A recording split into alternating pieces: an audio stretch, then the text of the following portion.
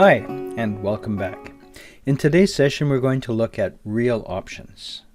Real options is, surprisingly, a topic you already know something about. We know that options are a right to do something. A right, but typically not an obligation. It's something that we've perhaps been given for free that we can do or we can take advantage of, but we don't have to. Every student knows a little bit about options because with many courses there's a right to drop the course after a period of time if you don't feel that you're going to be successful.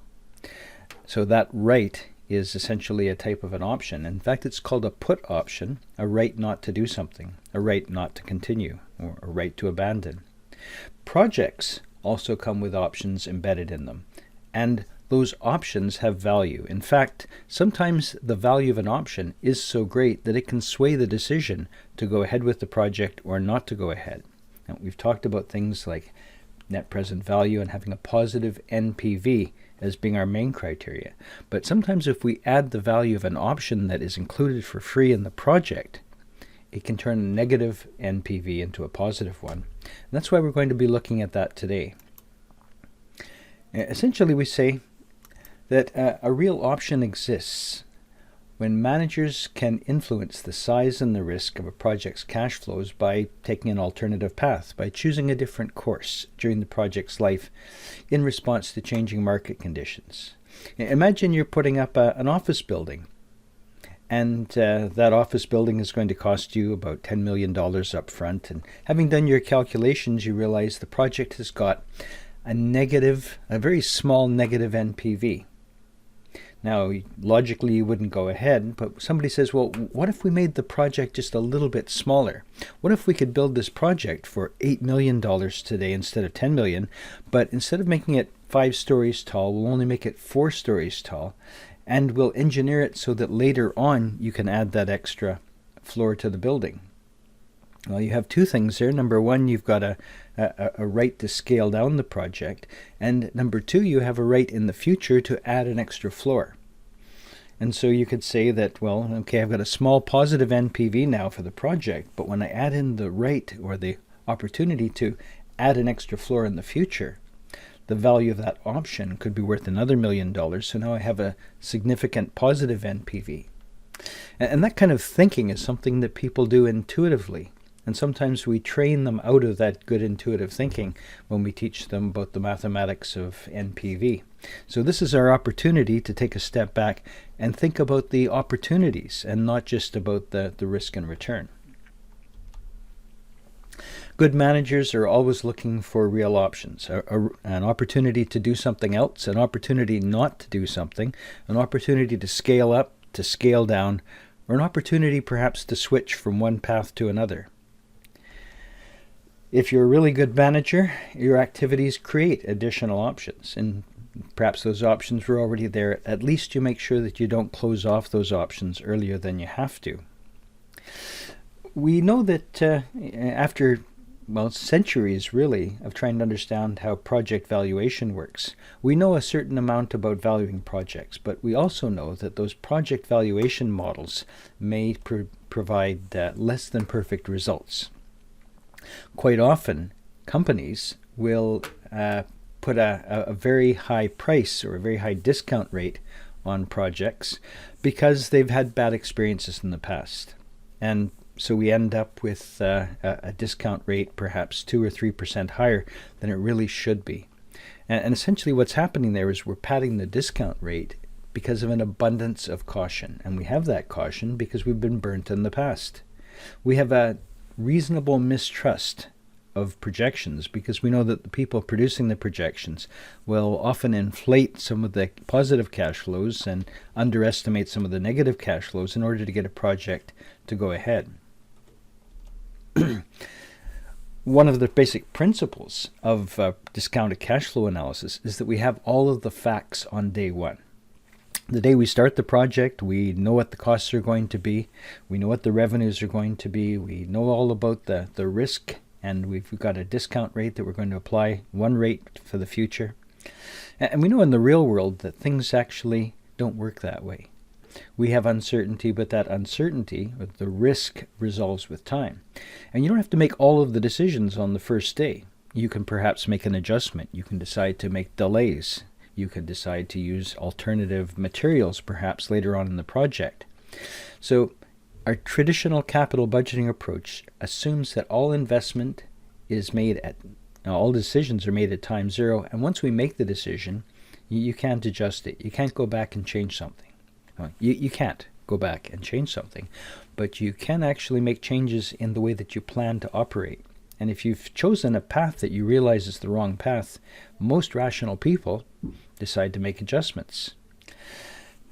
We could also say that if our decisions are reversible, then we must exercise that right to change our mind at the very beginning. And no, of course, you can change your mind at several stages moving into the future. Quite often projects are staged naturally. So shouldn't we have a way of dealing with that? Sometimes we have to scale up a project to have incremental investments. Sometimes we can scale down the projects. In most cases, these things are possible, but sometimes there's a price, and so we'll have a net return after we take out the price of changing our mind. Most of the analysis that we've looked at so far considers the business as essentially a collection of assets, and we value the business as on the basis of the fixed assets and the present value of the cash flows. Essentially, if you're looking at something like a brand, for example, we could say that a brand is the abnormal or the extra, I suppose, cash flows that we get as a result of having an identifiable brand. And then we could say that the present value of all of those extra cash flows is the value of the brand. And that's one of the things that we do when we hire a valuation specialist, quite often an accounting firm or a consultancy firm, to tell us what our brand is worth. The present value of returns in excess, or the abnormal returns beyond those that we'd expect for a commodity type product with no brand value. We see that essentially when we do create brands, when we create opportunities, we have a chance, I should say, to value the opportunity. Now, how much is an opportunity worth? How much is a rate, for example, to drop a course that you're not going to do well in? How much would it be worth to be able to skip the final exam? That's not an option, but if it was, how much would we be willing to forego in order to follow that particular path?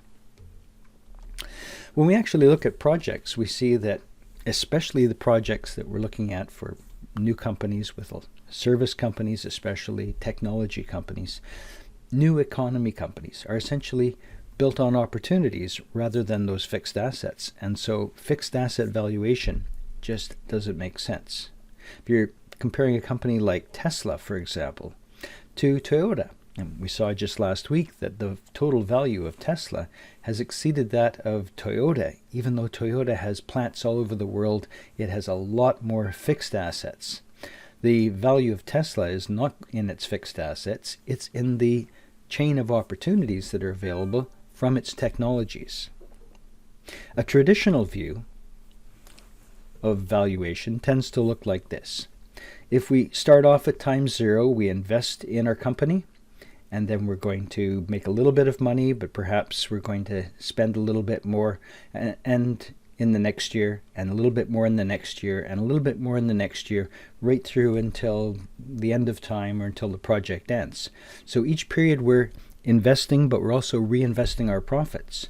And then you say, at the end of all of this, we have an investment that's worth so many $1 billion, but we have to discount. And we'll take the present value of all those cash flows over time, and we discount those back to the present, and we get a single number. That's the present value, and in the case of an original negative investment, the net present value. If you look at this the way that an entrepreneur would look at it, or a venture capitalist, you can see that we don't actually just make an investment and then watch all the dominoes fall into the future.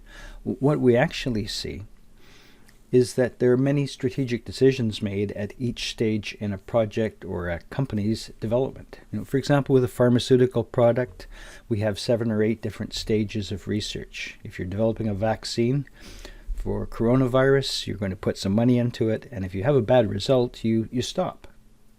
If you have a good result, you carry forward. If you're doing the same thing with a business, for example, in the very first stage of the development of a business, we'd say the seed capital stage, you have nothing but an idea. You have no idea who you're going to sell the product to. You have no idea how you're going to make it. But you need a little bit of money in order to start the business. So you put up some of your cash, maybe even borrow some money using your Visa card, get money from your friends and your relatives, and that's the seed capital financing.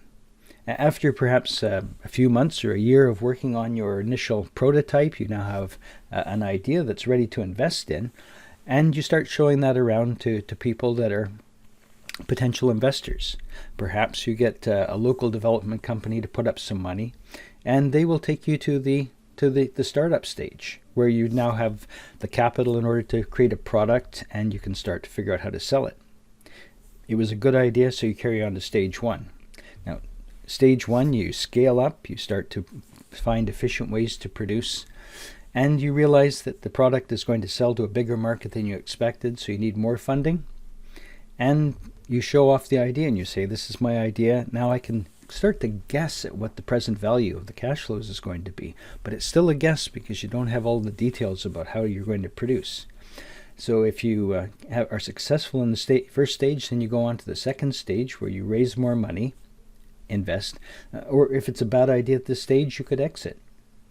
Take your money and say, well, okay, I've still got a little bit left. I'm going to take what I've got, what I've not managed to spend, and I'm going to buy myself a car and start running an Uber.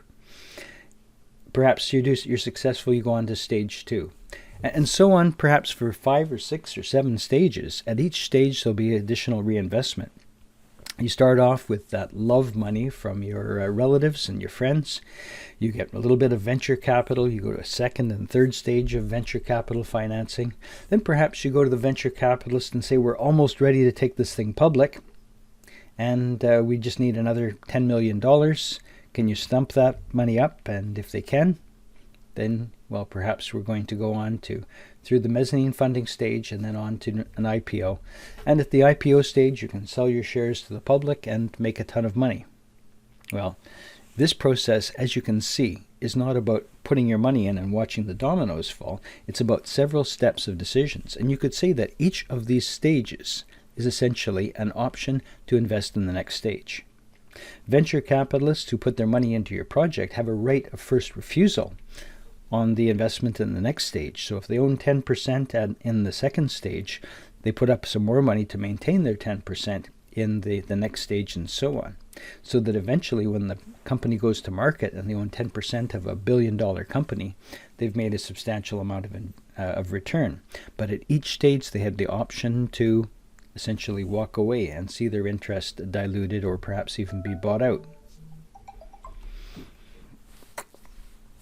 A different way of looking at that is using a kind of a decision tree, where we have alternative paths. And for example, here, if we said we started off with our first stage investment, we find after one period of experience, kind of the yellow dot, that we've got a good investment, and we carry on to the next. Perhaps we have a bad investment, we walk away. We no longer put any money into it.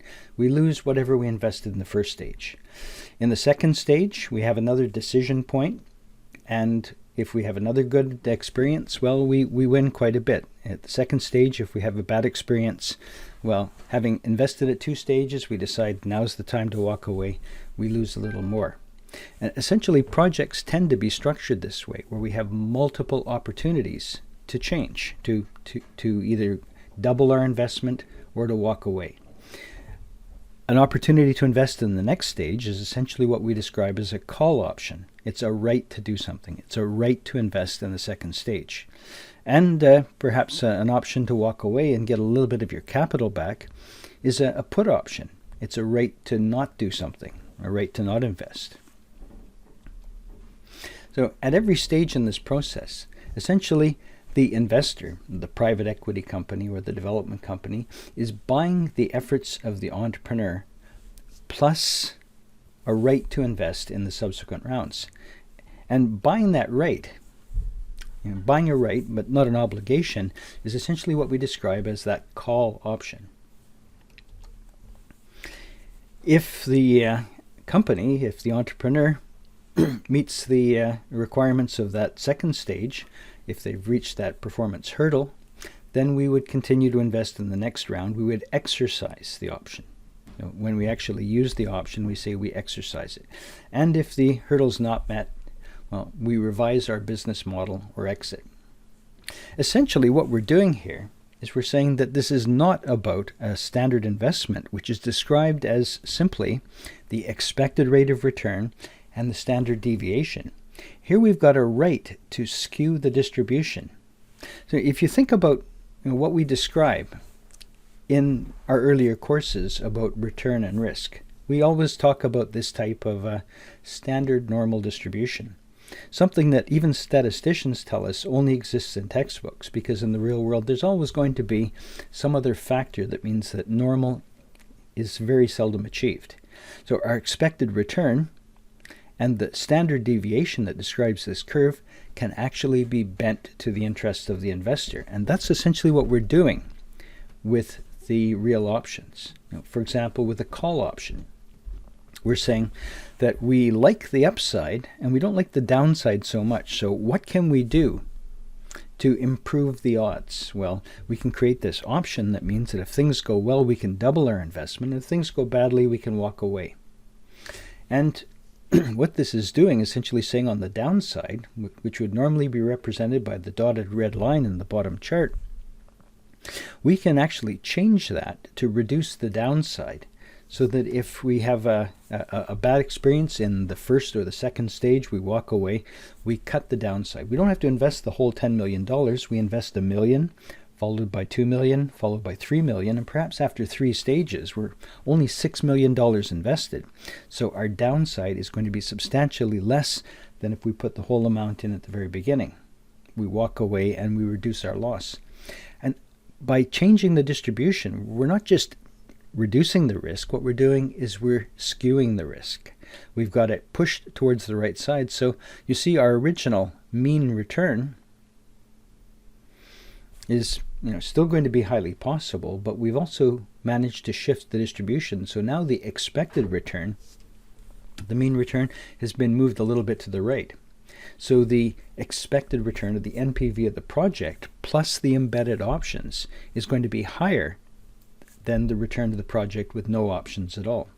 So options and optionality increases the value of projects. And all kinds of projects have options. We see options all the time. You buy a car, you know what the net present value of that investment is on the day that you bought it, but perhaps there are going to be other things that you can do now that you've got that car. You can run a food delivery business from your car. That's an option. You don't have to do that. I have a couple cars. I don't have to go out and run a food delivery business, but it's a possibility. If this teaching gig doesn't pay off, there's my plan B or C or D, whatever that is. It's an option. So you'll see that when we look at projects, good managers recognize when embedded options are included. From an article from McKinsey that is included in the VIU Learn material, they provided a great summary of the real options literature. And essentially they say that options become especially important when we have things like a contingent decision, a decision with many possible branches, not linear. We can actually decide to choose to go left or to go right, to double down or to cut our losses and run. That's what we mean by nonlinear. For new companies that are based not so much on production and manufacturing and value chains, but on transactions. Things like internet companies, for example, have got great optionality values. Valuation problems that can't be solved with other approaches like using NPV. It doesn't eliminate uncertainty. It allows us to benefit from that uncertainty. And again, from their article, they said that when we take a look at options, the very best options, the ones with high flexibility value, are the ones where managers have the opportunity to respond. They have the opportunity to choose an alternative branch in the option tree, in the decision tree.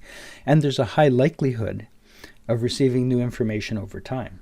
a brand new market. We've decided to expand into a new country or into a new product line. We have no idea how much demand there's going to be for that product. Take something like drones. Who's going to use a drone? Who needs a drone? Well, it's a toy for people with too much money and too much time, right? But then people say, well, I can make a business out of this by taking pictures, or perhaps I can use this drone for scientific or for military purposes. Those are other options. Or perhaps I can use it as a delivery device. I can use it as a type of an antenna for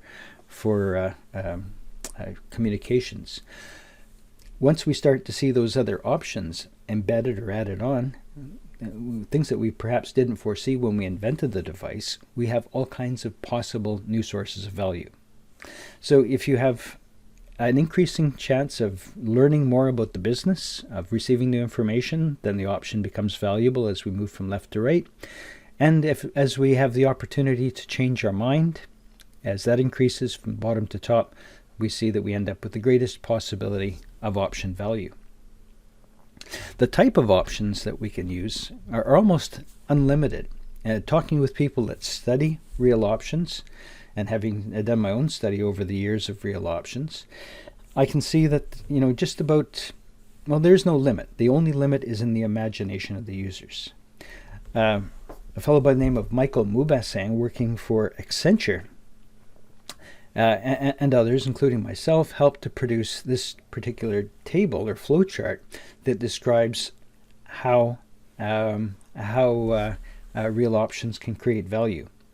And in particular, Accenture wanted to see this waterfall diagram on the left-hand side that essentially says this is how we're going to strategically approach project development. First off, we have to have a vision for the project. We have to figure out how the project is going to work. Then we have to estimate the things that are going to drive value in the project, and perhaps we're going to make a loop back and we're going to figure out how to reframe the venture. And then once we've done that, we'll create a model that will run and we'll test that out. And if we have to make another loop back, perhaps we'll redo that bit. But otherwise, we then go on to make decisions. The most basic part of our valuation would be the discounted cash flow analysis, figuring out what the NPV of the project is. But on top of that, we need to figure out what some of those value drivers are. And that's in the second stage where we start to think, what are our options? Options can operate in several different domains. There's the financial domain, or the financial options, like things like using futures and forward contracts to hedge against particular types of risks. Those are financial options. Call options, put options on stocks. Again, perhaps we can use things like warrants that are involved with bond financing in order to provide a lower cost of borrowing. We have strategic options that can be driven by the nature of the product, for example, the market of the technology. We can think about a lot of examples for this. Let's say the tech example, the technology-driven example. Well, what if you could have a technology that could switch fuels, for your car, or how about our ferries? The ferries that we're using on Vancouver Island, or to get to Vancouver Island, have a selection. They have a choice between using standard diesel type propulsion, or they can use natural gas. If natural gas is cheap, they use natural gas, and with a couple of small adjustments, they can switch over to a cheaper diesel fuel if diesel becomes cheaper. So they're not tied down to one specific technology. They have a switching option, an opportunity to switch from A to B. And when you're calculating the present value of an investment in that new ferry, and somebody says, for an extra $10 million, I can give you this switching opportunity, you would have to figure out what the value of the option is. And essentially, in that case, we have a call option on the alternative fuel and a put option on the other fuel. And by looking at the things like the volatility difference between those, we can say exactly what the value of that option is worth. So an option to switch, an option to do more of, an option to do less of.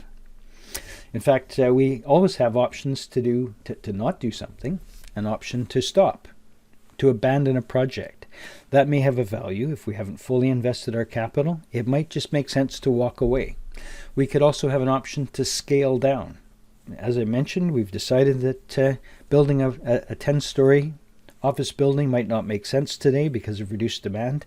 What if we can make it scale down to 5 stories with an option in the future to add the extra ones? We have both an opportunity or a put option that allows us to scale down, and we have a call option that we can exercise for a period into the future to add onto the building. So those options would also have value. Once we have figured out what all of our options are, or at least the ones we can identify, that optionality gets added to the NPV. And so we could have a negative NPV project with positive option value and give us a positive NPV for the project at the stage where we look at the overall discounted cash flow. And essentially that is the value of the venture, perhaps including some of the intangibles as well. Now, that is a quick introduction to real options. And, perhaps for many people, it'd be a really good idea to stop listening right now, because the next bit gets a little bit complicated. Well, it can get a lot complicated. In fact, some of the people I know who study real options are people that love the math. There are several different ways to solve real option problems, and for this particular course, I don't require that people know how to do the solutions, but you do have to understand a bit about the intuition, and that's the important part. Entrepreneurs don't do the math when they look at real options, but they do understand the intuition. They understand how real options are created and what creates value within the options. There are several different approaches. One we describe as the Cox-Ross-Rubinstein binomial valuation model. We also have the model that was introduced for financial options by Fisher, Black, and Scholes. We'll have a quick look at that. And we can also use, in addition or alongside of these methods, we can use Monte Carlo modeling simulation in order to understand how option value is created. Real options capture the value of flexibility, and the mechanism by which they do that is essentially choice. We have a choice to take one path or another. So, for example, if we are looking at a project and we say there's a project that's going to cost us $100 million, and if it's successful, we'll have a present value of $150 million. So the net present value of the project is going to be at least $50 million. However, there's a 50% chance that project is going to fail. If there's, say, 50% chance that demand is poor, and if the project fails, we only get the salvage value of the project, and that's $10 million. If we did our discounted cash flow analysis using a very simple decision tree type approach, we'd say that the value of the project would be $80 million, the value of the positive cash flow, or $150 million if we're successful, and $10 million if we're unsuccessful, so $160 million. And divide that by 50-50, so divide it by 2. That means there's an $80 million present value of the cash flows, and $100 million original investment. So minus 100 plus 80 gives us an NPV of minus 20. Negative NPV, you would not do the project. However, if somebody said to you, this is it, negative NPV, go away, just forget about this, it's not going to happen, could you do any better? Well, an alternative way of looking at the same project. What if rather than invest the whole $100 million, you essentially do a pilot project, and the pilot project for $10 million tells you that there's a 50% chance. Well, it tells you that once you've done the pilot project, if the pilot project is successful, you're definitely going to go ahead, and if it's unsuccessful, you're not. So there's a 50-50 chance that the pilot project is successful, and if we go ahead with that, we're going to earn a profit of $150 million on a $110 million investment. We boosted the investment from 100 to 110 because it'll take us some time to do the project, and so we have to increase the value of the eventual project from 100 million to 110 plus the pilot cost. Building the factory and obtaining the profits are delayed by 1 year because of the pilot project, and so the money that we're going to receive in a year's time gets discounted back to the present at 10%. And so the $110 million cost will only be $100 million in present value term. And the $150 million that we're going to receive in revenue will be discounted by 1.1 to the first power. So that means $150 million becomes about $136 million. If the pilot project fails, all we do is we lose the $10 million. It's money that's lost. We're never going to recover it. So the overall value of the project is going to be the $36 million that we receive if we're successful, or zero if we don't go ahead with after the pilot project. And we're going to subtract from that the $10 million for the pilot project. So 36 plus 0 divided by 2 is 18. And so since it was 50-50, minus the $10 million means that the project value is $8 million. Now, in fact, we can draw that using a decision tree. Here we see on this simple diagram, our first decision is going to happen at the pilot stage. And our choices, we have a choice of two, or a binomial decision, essentially says that our original investment in the pilot is going to be $10 million. And there's going to be a 50% chance we go ahead, and a 50% chance that we discover after the pilot that it's not a good project. If we find that it's good, we're going to invest $110 million. Probably put a negative sign there because that's money out, and build the project. And if we build the project, well, actually we know with certainty that it's going to produce a positive cash flow in period 1 during the building stage, or during the first year, of $150 million. And the certainty is 1.0. So we really don't need to have a decision tree to tell us that there is a 0% chance of actually earning nothing. What we've done here is we've said that our original costs are going to be minus 10, and then in period 2 we're going to have our cost of building 110 plus 150 divided by 1.1 because of the 10% discount rate, and then we're going to divide all of that by 2, and that's where we got the $8 million. What this is telling us is the project that somebody just told you had a negative NPV of $20 million actually has a positive NPV, including the option, of $8 million. Now, that particular approach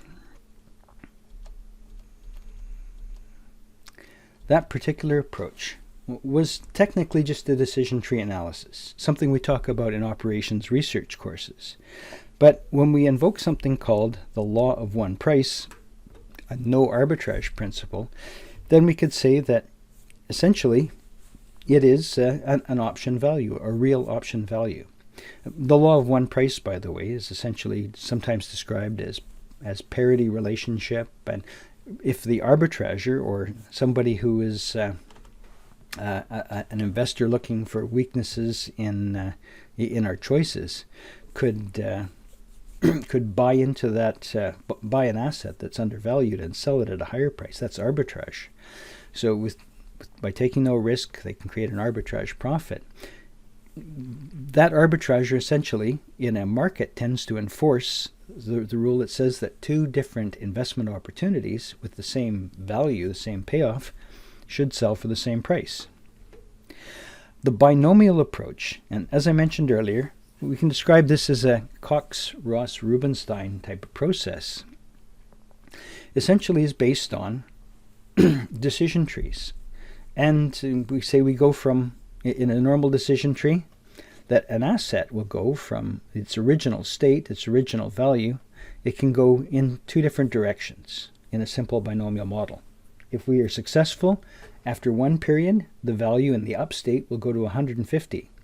And if we're unsuccessful, our 100 million at the end of one period will be worth 50 million. So we have a down state of 50 million. So US is the up state, DS is the down state, and it says that there's going to be a certain amount of depreciation. If we're looking at option valuation for a call option, and that's what we're calling C in this case, if we're successful, then the call option will go up by a certain amount.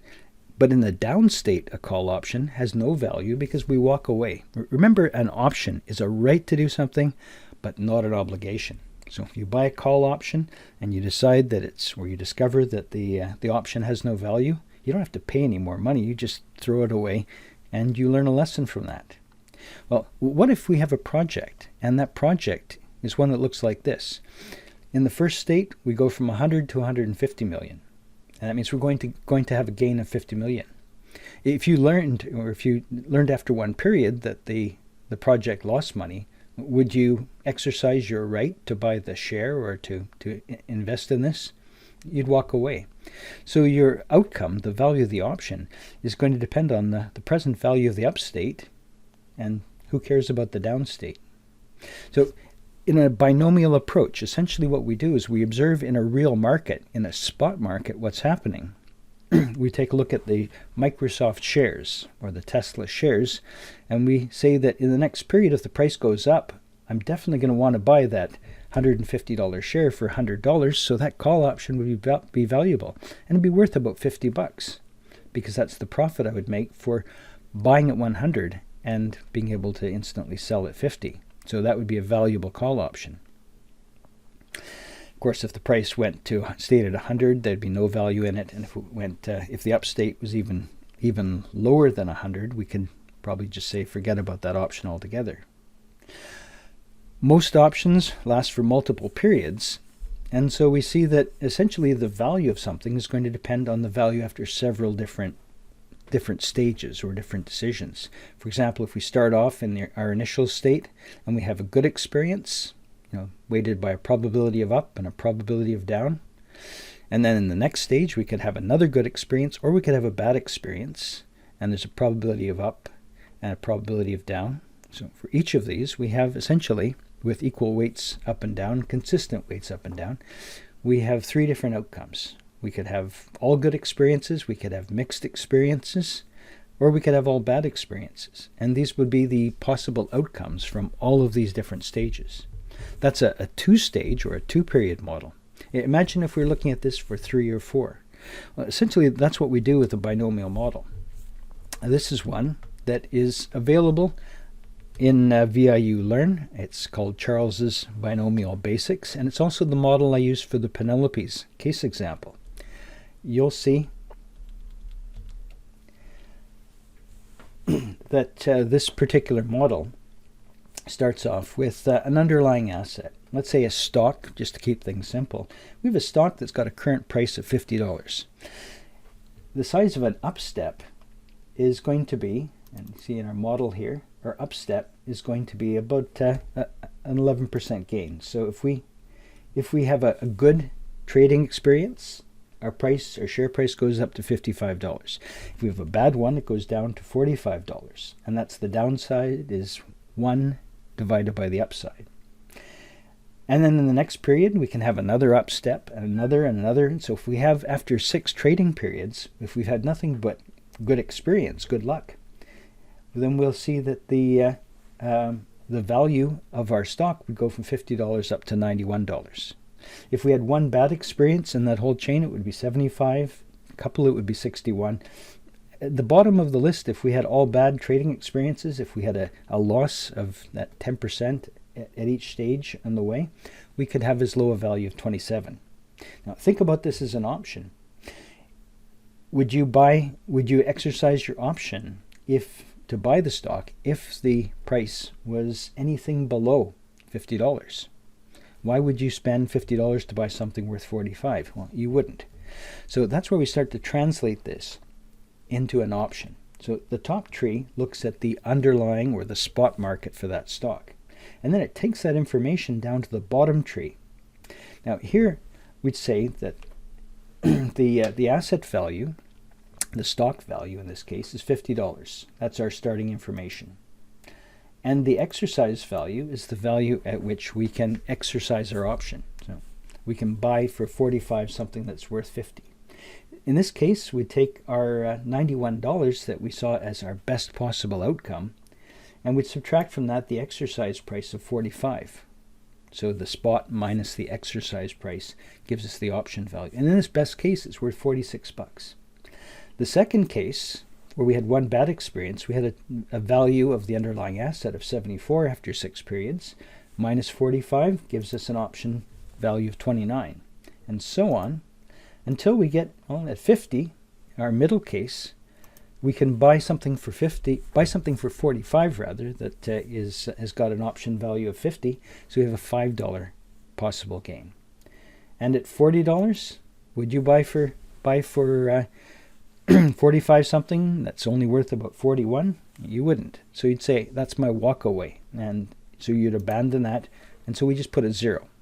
So essentially that's what we see in here. The maximum of the spot price in that case minus the exercise price of 45 or 0. Now, we find that for all of these other cases as well. So in 4 of the 7 possible outcomes, we have positive values, and 3 of them we have negative values or walk away values. Now we have to do is figure out the present value of those things are, times the probabilities.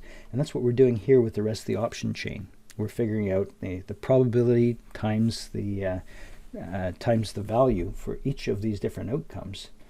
And we walk all the way back up the chain, and that tells us that at the end of the chain, the value of our option is $7.74. You would pay $7 for that option, or it's worth $7.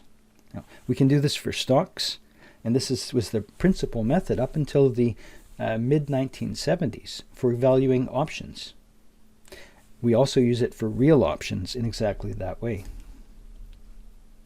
So remember what I said. Most people treat real options as essentially like a sausage machine. They don't really want to know what's happening in there. They just know that the product is delicious. And so real options are treated as a black box. So we have the models, we have the software that does the calculation for us. You need to know how this works. You have to have the intuition to know how to use it, but you don't have to be able to do the calculations every time you want to value an option. You will see that there are many prepackaged options. In fact, this is an old option calculator that came with a textbook that I used to use for derivative classes. And so you'd have to put in information like the stock price, the exercise or the strike price, the number of periods, the percentage of an upstep, the percentage of the downstep that is calculated, the risk-free rate, which you'll see in a minute is going to be also part of our calculations, and the down movement.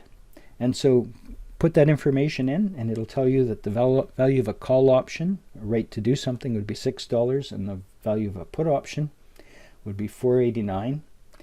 And so basically you give it the inputs and it gives you the outputs. And in fact, it would show you the decision trees. So here we have a decision tree for the underlying asset on the left-hand side, where we have a $60 stock, could go up to 69, go up to 79. These are the values. And then we go across and we have the option tree. And in this case, only the first value would be higher than the exercise price for a call option. And so it works out the present value at $6. And that's how we got the value of the call option. We still do use this particular approach in valuing options. But after the mid-1970s, when the Black-Scholes model was produced, we started using a calculus version of this, or stochastic calculus, probability-based approach. Originally, this type of theory was used in physics that's one of the reasons why we describe it as rocket science. It was used in physics to understand the way that heat dissipates in a solid. And essentially it says that the price of a call option is, as we said before, equal to the spot rate minus the exercise price. And since you have a certain amount of time to do it, we'll say essentially it's going to be the present value of the exercise price. But the values of N of D1 and N of D2 are going to be the underlying probability distributions that are going to help to define this. So the ends are D1 and D2, and you can see in the model, again, don't worry, this is not going to be on an exam anywhere. You don't have to memorize this formula. D1 is going to be a function of the stock price, the exercise price, the risk-free rate, the volatility, essentially the standard deviation, and the amount of time that we hold on to this. And so those are the factors that are going to affect both of these distributions. In the next slide, you'll see that we actually do give you an example with numbers, with a spot price, an exercise price of 100 each, the risk-free rate of 6%, the volatility of 1%, one time period. And so with that information, we can actually plot for D1 and D2 the areas underneath the distribution, and essentially we can see by how much are we capable of skewing the distribution in our favor. And that amount essentially tells us how valuable the option is going to be. As I say, this is just a very quick introduction. We don't really have to, in this case, solve for the value of the call option, but essentially with that information we have, and it says the value of our call option is essentially going to be $7.46, positive value for the call option. Most of my examples so far have focused on the value of options. And if you take a look in the financial pages, you see things like the option chains that are available for Tesla or Microsoft or Apple. And those are commonly traded, and it's very easy to work out a price because we have trading behavior to work with. Real options, or options that are based on real assets like a project, are going to be a little bit more complicated, partly because we don't have that trading experience. We haven't got a spot market, as we do with the stocks that are traded, to be able to figure out what the price of the underlying asset should be, or what the volatility is going to be at a particular point in time. That's one of the problems that we have with using real options. And that's where we need to use intuition on our side to fill in some of those gaps, and a lot of judgment. One of the major themes in this course, it always comes back to judgment. If we're talking about stocks, we have the call option on a stock would be, well, the S would be the current value of the asset, current value of the underlying stock. Exercise price is the price on the option contract that you've agreed. T is the amount of time until the option expires. And usually stock options are only good for 30, 60, 90 days. Occasionally for a very long period of time, but those are very rare. R is the risk-free rate, essentially the rate that is used for all of the projects that we invest in. And the measure of volatility, or standard deviation, is the asset value uncertainty. So volatility, in this case, the asset value uncertainty. And we get that by taking a look at the stock price movements, the standard deviation, the volatility of the stock price. For our project, we don't have the same information. Instead of using the stock price, we have the present value of the cash flows from the underlying project. Instead of the exercise price, we have the cost to go forward. Remember our factory, it was going to cost us $110 million to go forward in the second period. So that would be the present value of our investment costs in that period. T is the time until the opportunity disappears. In some case, for real options, that could be years. We could have an option that will have several years worth of opportunities to make decisions.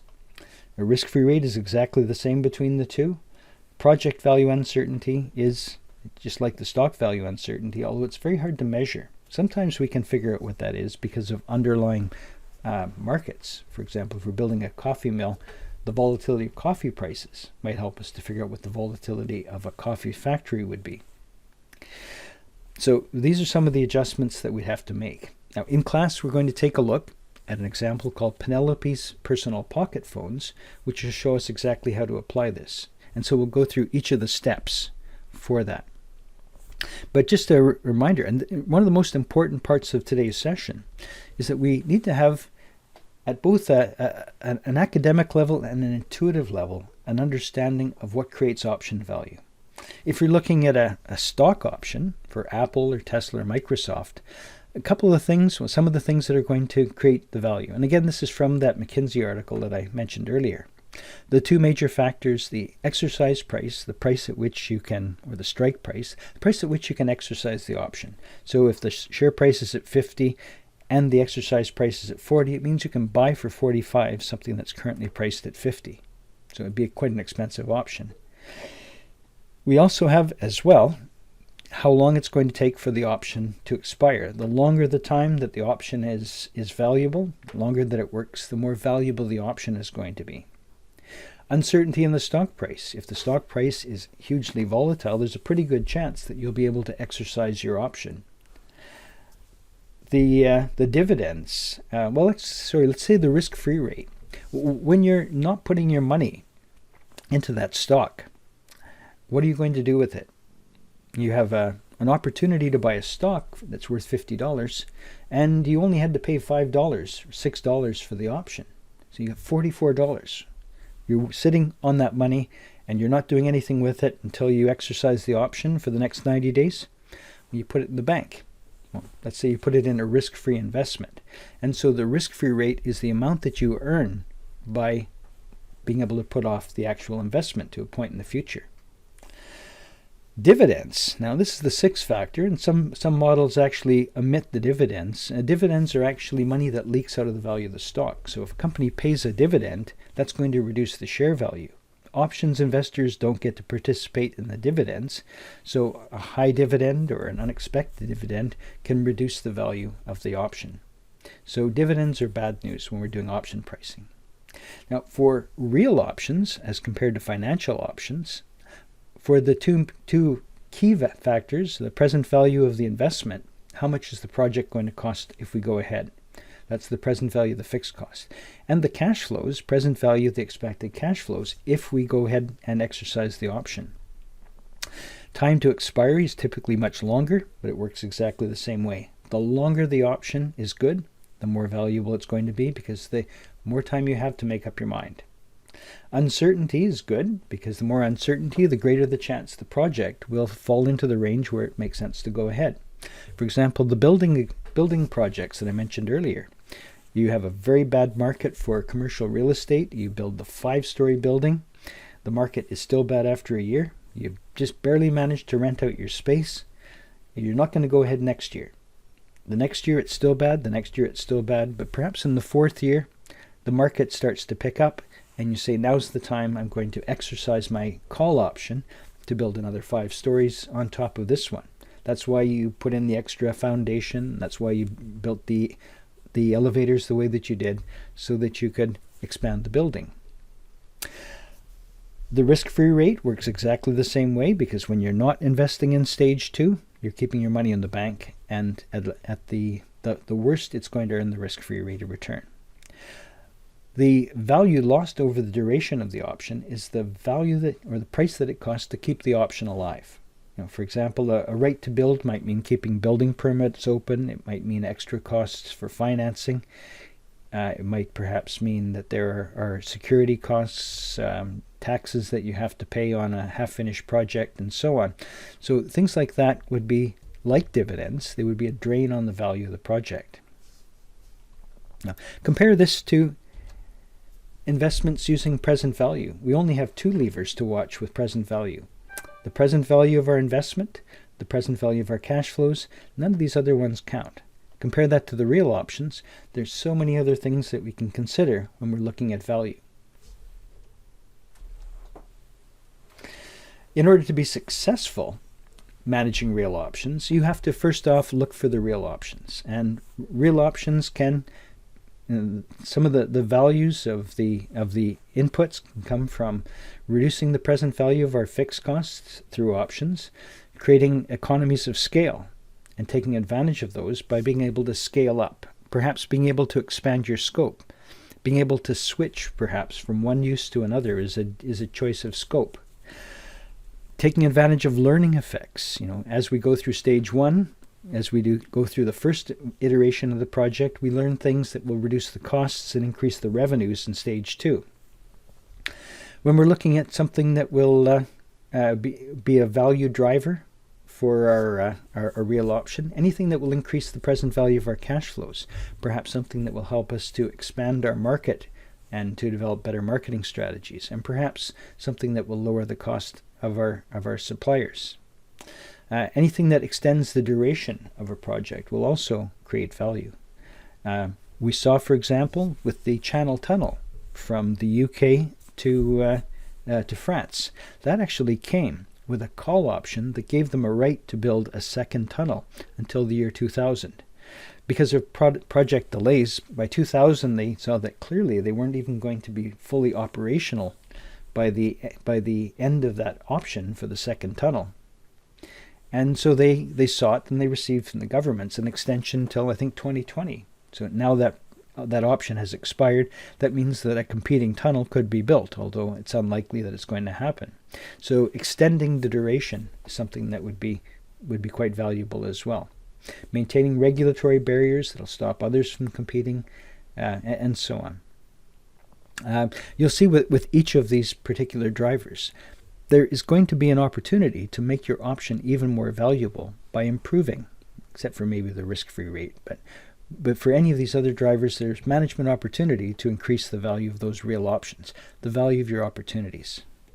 And here you'll see, again from that same McKinsey article, if you've got a project that's got 600 million exercise price and a positive NPV if we go forward of 500 million, risk-free rate of 5%, and a dividend or a cost of 3%, 30% volatility, and 5-year duration, we can see that of all of these factors, certain things are going to be more important than others. Maintaining or increasing the present value of cash flows is definitely going to give us the greatest change in option value. Reducing the present value of costs would give us also a substantial increase. Increased uncertainty is a good thing. So higher uncertainty could increase, a 10% increase in uncertainty could give us an 11% increase in expected cash flows, and so on. So this kind of gives us, for most projects, the idea of what we have to focus on. Now, real options are complicated. I'm sure that you get this from having seen this much of the video. And in nearly an hour, we've had an introduction to real options and how they work. It's worth knowing about real options because when we get into investments, quite often, having the skills to be able to explain present value is not going to be sufficient. Capital budgeting isn't just about present value. It's not just about running an efficient business. It's about finding opportunities. And when we start to talk to our boss or perhaps talk to a finance provider about your project, you need to be able to express clearly how the option value is created that may push your project over the top. We say that in negotiations, real options gives us a framework to talk about how we're going to create value in the project. It gives us a framework. We can say these are the drivers of that value. This is the call option that's going to provide some of the value, or this is a put option that's going to reduce some of the risk. This is a switching option that will also add value. A right to abandon, or a right to scale up, a right to scale down. All of these things are possible options, and a project can have many of them. So being able to identify those options becomes a source of value. If you're looking at buying stock like Amazon, does the value come from the present value of their cash flows? Clearly not if you look at their price earnings multiple. There's an amount of optionality that's built into an Amazon stock. There's the possibility of drone delivery in the future, or expansion into other businesses and other services in the future using their existing platform. So Amazon is like a bundle of different types of options. It also helps us when we're talking to entrepreneurs who may not understand the options that are embedded in their own projects. If we help them to understand that value, they realize that the number of people put on a business of 10 million or 30 million or 100 million is not just arbitrary. If the present value is 10, why are we willing to pay 30? Well, 10 for the project and another 20 million for the embedded options. And the options are option A, B, C, and D. It also helps to identify the investors' expectations to the management early on in the process. So if the management of the company is talking about building a product and selling it to 5 million people, the investor's idea might be value of the project is based on the cash flows from those 5 million people, plus project B and C and D that will also grow out of the original. Last word, summary about real options. Most investments, most capital projects can be valued as a combination of real assets and opportunities. The real assets, or the assets in the business, we can value with NPV, our standard tools that we've always learned, we've always used, and now we continue to use as our principal source of value. For opportunities, we use things like call options, put options, switching options, options to scale up, and options to scale down. The more volatile the environment, opportunity is much more likely to be valuable than those fixed assets, and so volatility increases option value. This has been a reasonably short introduction to option value, and I hope you found it useful.